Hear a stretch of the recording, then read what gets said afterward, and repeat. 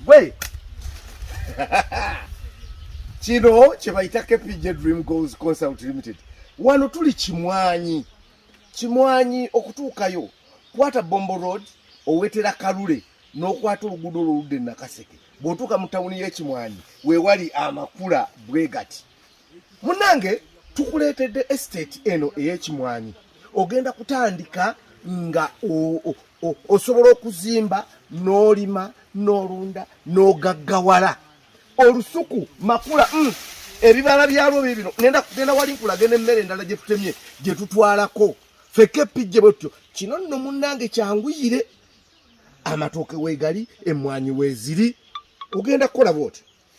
kepijje tusangibwa Kawempo okulina na ofisi za Nira tuli ku simu 0700 34 10 31 ne 0757 62 92 95 ogenda kwata obukadde 5 okuguza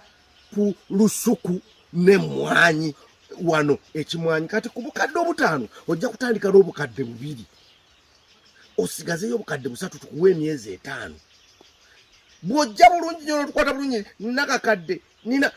bwe kasa obanga osobola okumalayo mu myezi 5 ne bojja nakakadde bayida we kati nkikyusiza ne bojja nakakadde tukuwa ploti 5 ku 10 atenga ya chapa 0700 34 10 31 ne 0757 62 92 95 eno ye KPJ Dream Goals Consult Limited kati jangu